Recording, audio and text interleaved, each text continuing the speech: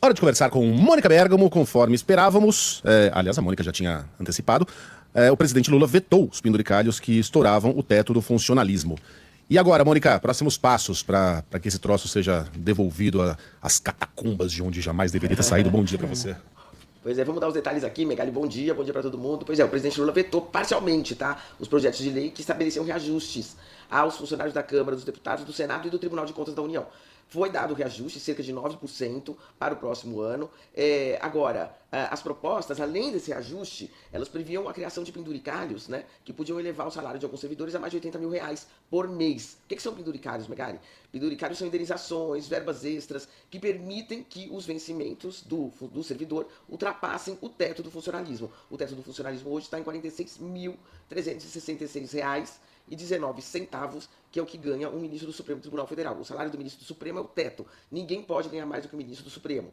Agora, com esses penduricalhos, com essas verbas extras, com essas indenizações, esses salários, no geral, ultrapassam esse teto. Então, o presidente barrou, dessa vez, o quê? A criação da chamada licença compensatória. A licença compensatória, ela tinha sido criada para a elite, né, do funcionalismo, do Senado, da Câmara e do Tribunal de Contas. Era para quem exerce função comissionada e ela dava direito a um dia de folga, tá, a cada 3 trabalhados em feriados, finais de semana e outros dias de descanso. Até aí, ok, né? Agora, o problema começava com essa regra aqui. Se a licença não fosse usufruída, o servidor poderia receber uma indenização, um valor equivalente em dinheiro, sem pagar imposto de renda, e isso fazia com que o teto fosse ultrapassado. Então, ele vetou isso, vetou também o escalonamento de reajustes para 27, 28 e 29. Qual a justificativa? A justificativa é que a Lei de Responsabilidade Fiscal veda a criação de despesas obrigatórias, como é o pagamento do funcionalismo, no fim do mandato. Quer dizer, um presidente, um governador, um prefeito, ele não pode criar uma despesa que não vai ser cumprida no mandato dele. Então, usando esse argumento, Lula vetou esse escalonamento de reajustes para os anos de 2027, 2028 e 2029. Então é isso, Megali, está vetado, vai voltar para o Congresso, para a Câmara e para o Senado. Eles podem derrubar esse veto, mas é um desgaste grande, né? A aposta é de que o veto não vai ser derrubado e assim fica estabelecido. Ô, Mônica, e os políticos, lideranças com quem você conversou, fizeram alguma avaliação sobre o vergonhoso silêncio das bancadas, dos partidos, dos deputados e deputadas mais estridentes na Câmara, frente à aprovação desse negócio? Acharam que deram um tiro no pé? Porque, assim, nas horas após a votação, eles já pescaram a má repercussão, né? Se imaginavam que isso ia passar despercebido, não aconteceu. Foram lá e gravaram vídeos, aliás, ridículos, tentando dizer que tiveram alguma combatividade ali, quando não tiveram nenhuma. E aí, a notícia que está movimentando Brasília essa semana é a seguinte: o presidente Lula sancionou um reajuste salarial para os servidores do Legislativo e também do Tribunal de Contas da União. Só que, olha, essa história tem mais camadas do que parece à primeira vista. E é aqui que a coisa começa a ficar interessante. Porque ao mesmo tempo que o aumento foi sim aprovado, alguns benefícios extras, aqueles famosos penduricalhos, acabaram sendo barrados. A grande pergunta que fica é por quê? O que afinal passou e o que exatamente foi vetado nessa história toda?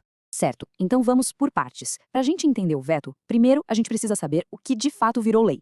Vamos dar uma olhada no que foi aprovado com validade a partir de 2026. Então vamos lá, o que passou pelo crivo do presidente? Bom, o reajuste para 2026 está garantido. Também foi criada uma nova gratificação de desempenho que vem para substituir umas bonificações antigas. Além disso, 3 carreiras foram oficialmente reconhecidas como carreiras de Estado, o que dá um status diferente para elas. E falando especificamente do TCU, o Tribunal de Contas, teve uma ampliação de cargos e uma mudança importante. Agora, para qualquer cargo lá, vai ser preciso ter diploma de nível superior. Ok, já vimos o que passou. Agora, vamos para a parte que, digamos, ficou pelo caminho. É aqui que a história fica um pouco mais complexa e a gente começa a entender o porquê de toda essa discussão. Para a gente entender o motivo do veto, um número é fundamental: R$ 46.300. Esse valor é basicamente o teto do salário no serviço público. Ninguém pode ganhar mais do que isso. E o problema é que os itens que foram vetados corriam um sério risco de estourar esse limite. E aqui a gente vê o conflito de uma forma bem visual. De um lado, o que coube dentro do teto, o reajuste de 2026 e a nova bonificação. Tranquilo.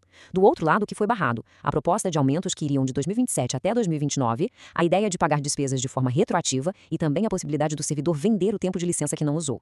Foram justamente esses pontos que acenderam o alerta de que o teto poderia ser ultrapassado. Tá bem, mas qual foi a justificativa oficial, o argumento legal para barrar esses benefícios? A resposta para isso está numa das leis mais importantes da administração pública brasileira. Estamos falando da Lei de Responsabilidade Fiscal, a famosa LRF. De um jeito bem simples, o objetivo dela é colocar rédeas nos gastos públicos. Ela existe para impedir que um governo, já na reta final, crie uma despesa permanente e deixe a conta para o próximo governante pagar. É uma regra de prudência. E essa lei é super específica sobre o tempo. Ela diz que nos últimos 8 meses de um mandato presidencial, ou seja, nos 2 últimos quadrimestres, é proibido criar qualquer tipo de despesa obrigatória que vá durar por muito tempo. E foi exatamente essa regra que foi acionada nesse caso. E para não deixar nenhuma dúvida, essa foi a justificativa que veio direto do Palácio do Planalto. A decisão de vetar os aumentos escalonados e os outros benefícios foi baseada, preto no branco, na interpretação de que eles feriam a lei de responsabilidade fiscal por criarem despesas futuras bem nessa reta final do mandato. Agora que a gente já entendeu a razão do veto, podemos dar um passo atrás e olhar a imagem completa. Porque essa decisão, na verdade, é um reflexo de um desafio gigantesco e constante na gestão pública do Brasil. No fim das contas, tudo isso se resume a um grande ato de equilíbrio. É uma corda bamba. De um lado, existe a necessidade de valorizar o serviço público, de dar uma remuneração justa. Do outro, a obrigação de manter as contas do país em ordem, de seguir as regras fiscais à risca. E isso nos deixa com uma reflexão, que na verdade é o centro de um debate que nunca acaba. Como a gente deve enxergar o gasto público? Seria ele um investimento, algo essencial para fortalecer o Estado e seus serviços? Ou é, antes de mais nada, um risco financeiro que precisa ser controlado o tempo todo? Essa decisão sobre o reajuste é um retrato perfeito desse dilema.